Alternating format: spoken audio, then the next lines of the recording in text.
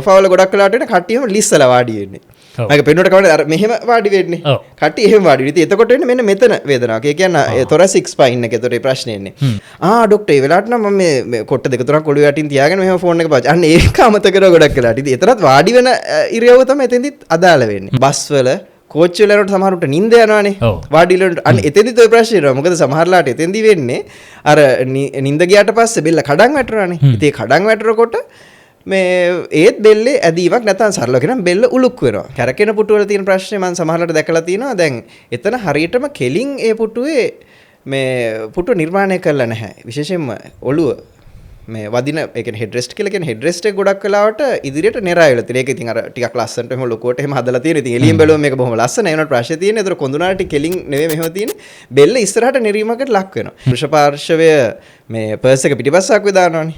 පිටිපස්ස ආකුවේ දාලා වාඩි වෙනකොට වෙන්නේ උකුල මේ එක පැත්තකට නෙරීමක් වෙනවානේ. ඉතින් ඒතර උකුල බැලන්ස්ඩ් නැහැ. මෙහෙම බැලන්ස් නැතුව උකුල එක පැත්තකට ඉස්සිලා තියෙනකොට ඉතින් කොඳුනාරටි එක පැත්තක ස්නායු තෙරපීමකට ලක් වෙනවා.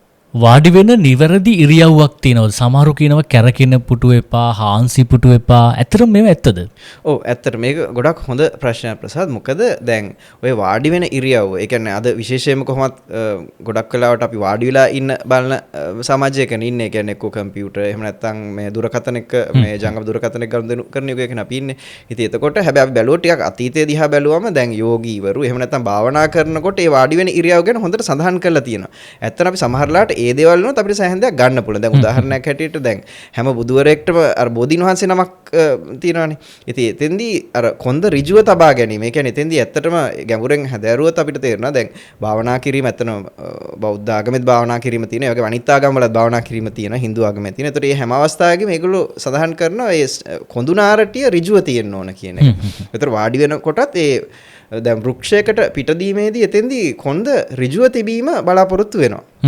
ඉතින් ඇත්තට මේ කොඳුනාරටි ඍජුව තියෙනවා. ඉතින් සමහරවිට අපි බැලුවොත් දැන් අර කැරකෙන පුටු ගැන අපි කතා කරොත් කැරකෙන පුටු වල තියෙන ප්‍රශ්නේ මම සමහරවිට දැකලා තියෙනවා. දැන් එතන හරියටම කෙලින් ඒ පුටුවේ මේ පුටුව නිර්මාණය කරලා නැහැ. විශේෂයෙන්ම ඔළුව මේ වදින ඒ කියන්නේ හෙඩ් රෙස්ට් කියලා කියන්නේ හෙඩ් රෙස්ට් එක ගොඩක් වෙලාවට ඉදිරියට නෙරාය වෙලා තියෙන. ඒක ඉතින් අර ටිකක් ලස්සනට එහෙම ලොකුවට එහෙම හදලා තියෙන. ඉතින් එළියෙන් බැලුවම මේක බොහොම ලස්සනයි. ඒනට ප්‍රශ්නේ තියෙන්නේ. ඒතර කොඳුනාටි කෙලින් නෙවෙයි මෙහෙම තියෙන්නේ. බෙල්ල ඉස්සරහට නෙරීමකට ලක් වෙනවා. ඒ බෙල්ල ඉස්සරහට නෙරීමකට ලක් වීමෙන් වෙන්නේ ඒ බෙල්ලේ තියෙන මේ වින්‍යාසය පොඩ්ඩක් එහෙම හැවීමෙන් එතන මේ සර්වයිකල් ඔක්සිපිටල් නියුරල්ජියා ඒක එහෙම නැත්නම් අර බෙල්ලේ තියෙන ස්නායු තදවීමක් ස්නායු ඇදීමකට ඒගොල්ලොන්ට මුහුණ පාන්න වෙන්න පුළුවන්. ඒතකොට අර ඔක්සිපිටල් නියුරල්ජියා කියන තත්ත්වය ඒ කියන්නේ ඔළුවේ හිසේ රදයක් එන්න පුළුවන්. ඔළුව කැක්කුමක් එන්න පුළුවන්. ඔළුව පිටිපස්සෙන් එන ඔළුව කැක්කුමක්. ඒක සමහරවිට මේක මිග්‍රේන් කියලා හිතලා මිග්‍රේන් වලට අවුරුදු ගණන් අපි මේ ප්‍රතිකාර ලබන රෝගීන් දකිනවා. ඉතින් ඇත්තටම මෙතන ප්‍රශ්නේ තියෙන බලන්න මෙයා වාඩි වෙන පුටුවේ. වාඩි වෙන පුටුවේ අර කිව් විදියට එතෙන්දි වැරද්ද තියෙන පුටුවේ. හැබැයි ඒ වගේම පුටුවේ වාඩි වෙන විදිහත් වැදගත්. අනිත් දැන් මෙතන අපි කතා කරන්නේ වාඩි වෙන ඉරියව්ව ගැන. වාඩි වෙන ඉරියව්ව කිව්වම දැන් අපි ගොඩක් වෙලාවට හිතන්නේ මේ පුටුවේ වාඩි වෙන ඉරියව්ව තමයි වැදගත් කියලා. දැන් ගොඩක් වෙලාවට මම ලෙඩුන්ගෙන් අහනකොට දැන් ඔය විශේෂයෙන් බෙල්ල කැක්කුම් තියෙන ඔය අත් දෙක දිගේ හිරිගතිය යන රෝගීන් එක්ක මම කතා කරනකොට ඒගොල්ලෝ කියනවා ආනේ ડોක්ටර් මම හරියටම වාඩි වෙනවා හරියට මංශක 90ට වාඩි වෙන කියලා එහෙම කියනවා. ඉතින් මම හරි එතකොට ඇඳේ ඉඳන් ෆෝන් එක පාවිච්චි කරනවාද කියලා. ડોක්ටර් ඒ වෙලාවට නම් මම මේ කොට්ට දෙක තුනක් ඔළුව යටින් තියාගෙන මෙහෙම ෆෝන් එක පාවිච්චි. අන්න ඒක අමතක කරලා ගොඩක් වෙලාවට. ඉතින් එතරම් වාඩි වෙන ඉරියව්ව තමයි එතෙන්දිත් අදාළ වෙන්නේ. ඉතින් ඒ වගේ. එතකොට සමහරලාට ඒත් දැන් කොට්ට දෙක තුනක් ඔළුව යටින් තියන් අපි තුම මේ අඳ විට්ටමට ඔළුව තියන් ඉන්නවා කියන කොහොමද බෙල්ල මෙහෙම ඉස්සරහට නෙරීමකට ලක් කරනවා. ඒක ගොඩම නරක ඉරියව්වක්. ඒක වැරදි ඉරියව්වක්. ඒක වැරදි ඉරියව්වක්. ඉතින් ඒ වගේ අර වාඩි වෙනවා කියනකොට ඒතර පුටුවට විතරක් මේක සීමා වෙන්නේ නැහැ. ඒ වගේම අනිත් වාඩි වෙන ඉරියව්ව ගැන විශේෂයෙන් බැලුවොත් මේ දැන් ඔය බස් වල කෝච්චි වලට සමහරවිට නිින්ද යනවානේ. වාඩි වෙලට අන්න එතෙන්දිත් ඔය ප්‍රශ්නේ එනවා. මොකද සමහරලාට එතෙන්දි වෙන්නේ අර නිින්ද ගියාට පස්සේ බෙල්ල කඩන් වැටෙනවානේ. ඉතින් කඩන් වැටෙනකොට මේ ඒත් බෙල්ලේ ඇදීමක් නැත්නම් සරලව කියනනම් බෙල්ල උලුක් වෙනවා. දැන් ඔය නිදි උලුක්කු කියලාත් අපේ සමාජගත වචනයක් නේ ඒක. විවහාරේ තියෙනවානේ. ඒ කියන්නේ නිදා ගන්නකොට වැරදි විදියට නිදාගත්තොත් ඇත්තටම බෙල්ල කැක්කුමක් එන්න පුළුවන්. නිදි උලුක්කුව කියලා අපි ඒකට කියන්නේ. ඉතින් ඒ වගේ නිදි උලුක්කුව ගොඩක් නිතර කරන පුද්ගලයාගේ ඒ බෙල්ලේ පේශී අස්ථි ඇදීමකට ලක් වෙලා ඊට පස්සේ අර කිරිද ස්නායු තදවීමකට එහෙම නැත්නම් අර ඩිස්ක් වල වෙනස්කම් ඇති වෙලා ඒ කිරිදියට මේ රෝගී තත්ත්වවලට එන්න පුළුවන්. ගොඩක් කල් මේක තියෙනවා ශල්‍ය කර්ම කිරීම දක්වා ඔය වැරදි වාඩි වීමේ ඉරියව්ව යන්න පුළුවන්. ඒ කියන්නේ මේක කාලාන්තර ඇතිසේ එක දිගට කරගෙන ගියාට පස්සේ තමයි මේකේ අනතුරු එන්නේ. අනිවාර්යයෙන්ම.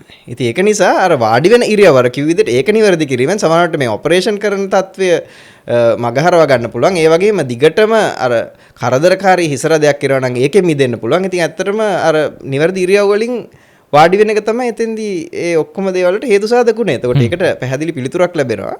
හොඳට වාඩි වුණොත්. ඒ කියන්නේ නිවැරදි ඉරියව්වෙන් වාඩිනොත් ඔය ගොඩාක් ස්නායු රෝග වලට මූල බීජය අපිට මග ගන්න පුළුවන්. අනිවාර්යයෙන්. එතකොට දැන් අපි මෙතෙන්දි කතා කරේ බෙල්ල සම්බන්ධය. හැබැයි අර ඒකට අමතරව දැන් වාඩි වෙනකොට දැන් පර්ස් එකක් දානවද නැද්ද? අර ඒ වගේ කාරණාත් අද මොකද දැන් ගොඩක් වෙලාවට පුරුෂ පාර්ශවය මේ පර්ස් එක පිටිපස්ස ආක්කුවේ දානවනේ. පිටිපස්ස ආක්කුවේ දාලා වාඩි වෙනකොට වෙන්නේ උකුල මෙහෙම එක පැත්තකට නිරීමක් වෙනවනේ.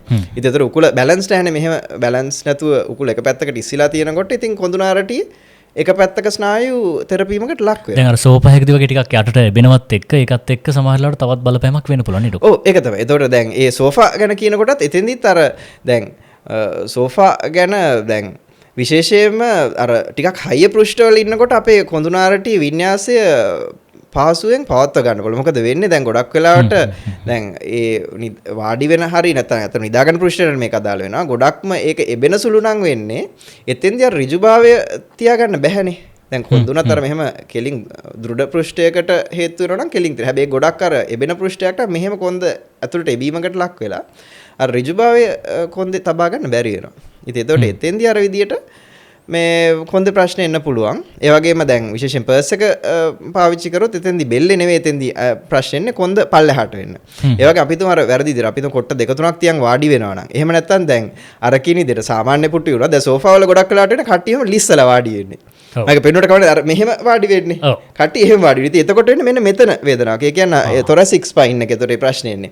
ඒ වගේ කොඳුනාරටි බලනකොට අපි තේරෙනවා මේ ඒරියාවේ මං කෙලිම අහනවා ගෙදරදී ටීවී බලනකොට එහෙම නැත්නම් ෆෝන් එක පාවිච්චි කරනකොට කොට්ට දෙක තුනක් තියාගෙන වාඩි වෙනවද එහෙම නැත්නම් අර පුටුවේ ලිස්සලා එහෙම ඉන්නවද කියලා මම අහනවා. ඒ කියන්නේ සෝෆා එකේ ටිකක් වෙලා ගියාම ඉතින් අර කකුල් දෙක උඩට අපි તો මේ ටීපෝ එක උඩ තියාගෙන ඊට පස්සේ ලිස්සලා වාඩි වෙන අවස්ථා ඇතිනේ ගෙදරදී. එහෙම නැත්නම් සෝෆා එකේ අර හරහට මේ වාඩි වෙන අවස්ථා ඇතිනේ. දැන් මේ ලෙඩ්ඩු මට කියන දේවල්. ඉතින් එතකොට එහෙම ඉන්නකොට අර විදියට ඒ කොන්දේ ස්ථානය වෙනස් වෙනවා. අපි તો කෝට්ටක් කරන් මෙහෙම දෙපැත්තෙන් නෙවෙයි මැදින් එක ඇඩෙන්නේ. ඒතර අපි හිතමු දැන් බෙල්ලට හෙඩ් රෙස්ට් එක ඉස්සරහට යනවා නම් බෙල්ලේ ප්‍රශ්නේ එන්නේ.